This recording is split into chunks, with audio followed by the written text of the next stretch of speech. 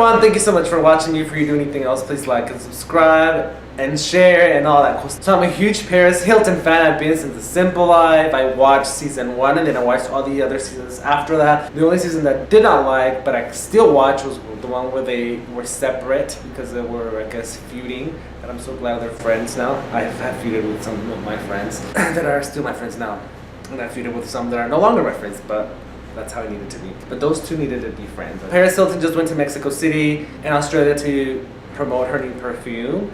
And of course I watched all the interviews. I watched the one with Adela Micha. I think Adela is like a great journalist, and any interview she does I like, and I knew that Adela had interviewed her, so I waited for that. So once I saw that, like other stuff kept popping on, like on suggested videos and things to watch, and I saw that she was a part of this movie, or this docu-movie called The American Meme. So then I watched the previews and I thought, well, it comes out December 4th. Of course I'm gonna have to watch it, but then I watched the trailers over and over and I noticed there were other people in it. I don't really care about the other people, I just want to watch Paris Hilton. I said, I'll watch it while I'm painting, and I was actually painting this painting. I said, I'll just put it and play it. Every time that Paris Hilton's part comes on, then I'll just watch. That was the intention, not what actually happened. Once I started watching, I got really sucked in by the thematic of it, about how social media has kind of changed our world, how we spend so much time on our phones, and like we look for validation from likes, from a share, from what have you. There are so many people who have utilized social media to their advantage and created careers out of it, and I think that's very impressive, and kudos to all of them. And that's something that I'm trying to do on a much smaller scale. But it kind of starts out with people who were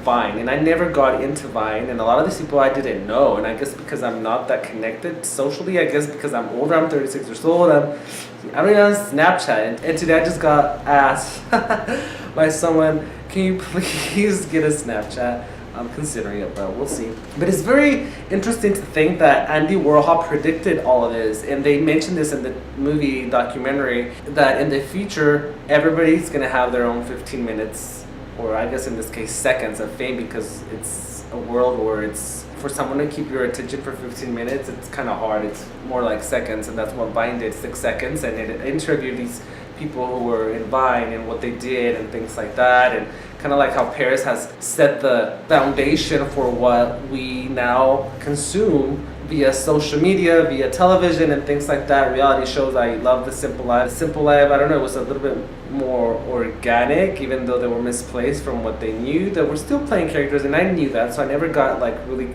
completely sold on these are just two rich girls with money and they don't know anything about anything. I think it was very much a character, and obviously they know something about what they were doing because they're both very successful. I think Paris Hilton has created a multi-billion-dollar empire, and if you don't know what you're doing, you just don't do that. Because a lot of people have been on reality TV, and few have done what Paris Hilton has done. A handful, probably counting with one hand. The only people that I knew they were talking about that they mentioned was Haley Baldwin, obviously Dane Cook because from my era, and then they mentioned Lele Pons. She's not on it, but I know who she is just because she's everywhere. I kind of wish they would have dived more into the life of Paris Hilton, because that's ultimately who I'm most interested in. Just how she has managed to play the game and come on top.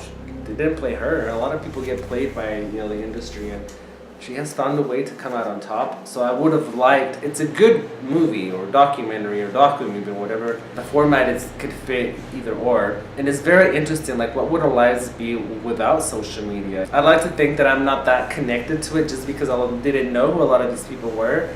I was there just for Paris. I would like to see, and this is a pitch to Netflix, I would like to see, like, instead of The Simple Life, do like the opposite of The Simple Life. The high life or the whatever. Complicated, I don't think it's complicated. Maybe it's complicated because she's always traveling, but obviously she needs a sidekick, and Nicole Richie already has a family. She's not going to do it, so she needs somebody else, and that sidekick can be me.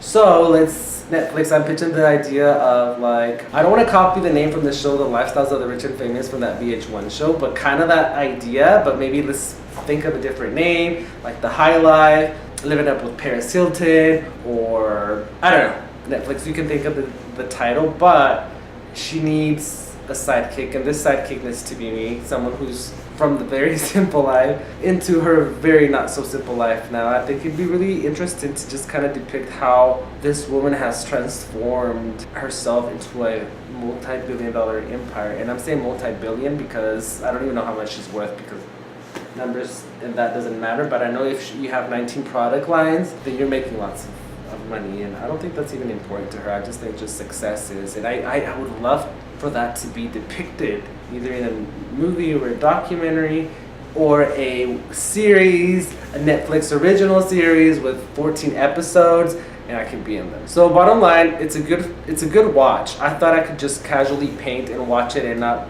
pay that much attention to it, but I was consumed by it. I was really intrigued by the guy with the erected hair. He's really cool. I like him. The other guy who does the partying, I think he hasn't been that smart, because the erected hair guy was able to create a business, and now he has the rosé line, and I feel like he's kind of like, and he even shows it himself. It's like he's not 100% happy with what he's doing. It's almost like just that's all he knows how to do.